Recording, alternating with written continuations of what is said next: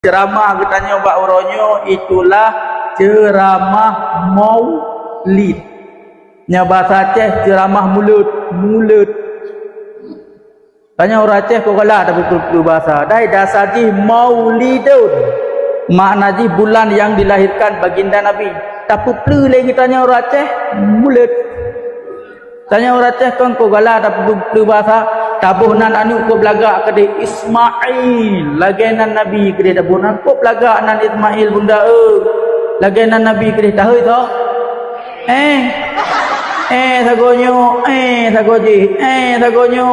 sagoji mi tajam mukut bek tapu-plu bahasa takun butro pakan karena nama merupakan sebuah doa god takun god doa hanaga takun hanaga doa mamnyo ku doa namanya